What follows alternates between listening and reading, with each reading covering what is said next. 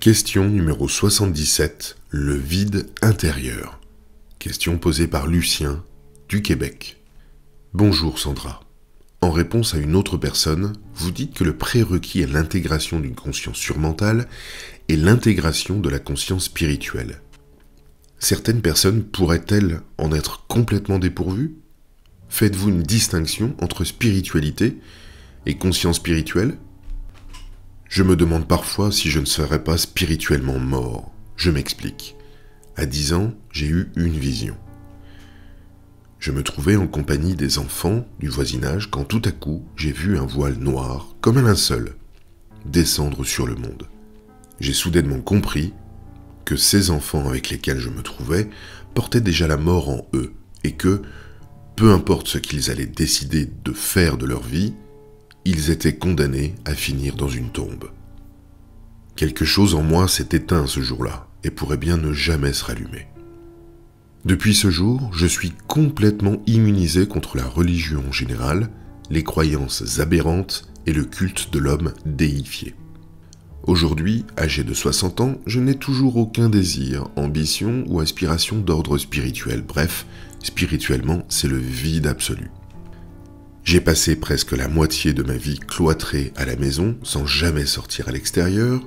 Je n'ai jamais eu d'emploi rémunéré, jamais eu de conjoint, de vie de couple, de vie sociale, d'amis, de voiture, etc.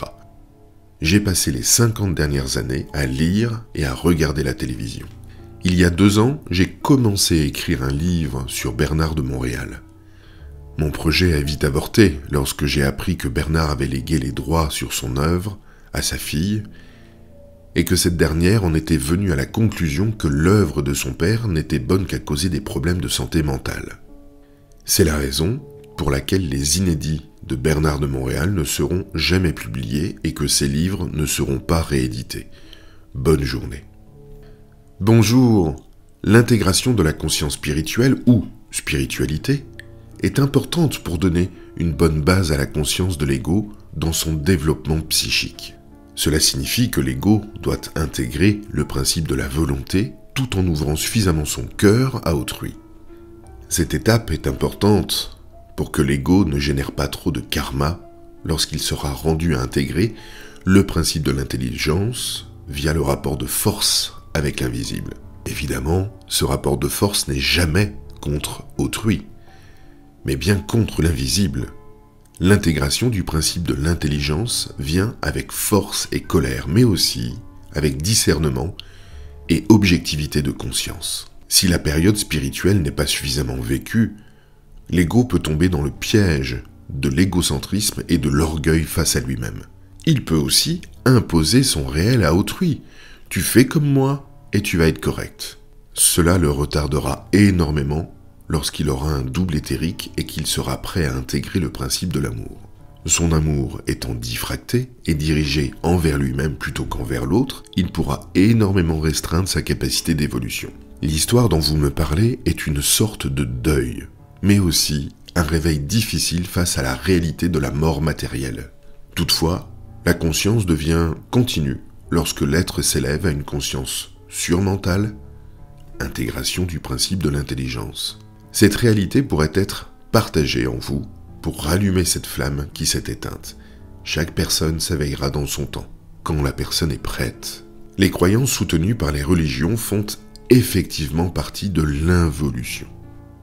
Mais il est intéressant de savoir que les religions ont tout de même permis de transmettre un savoir important. Par exemple, ne pas faire à autrui ce qu'on ne veut pas se faire faire, etc. L'humain a utilisé les lois universelles de manière diffractée. Il les a utilisées pour dominer l'autre plutôt que de les intégrer pour avancer vers une plus grande harmonie commune. Si, à partir du vide absolu que vous ressentez, naît une flamme qui éclaire comme un soleil, il pourra être dit que le phénix commence à renaître de ses cendres. Un jour, vous écrirez vos propres livres qui feront rayonner la flamme du phénix. Vous avez une très belle plume. Au plaisir. Ce texte provient du site www.supramental.biz. Voix narrative, Romain Lezen.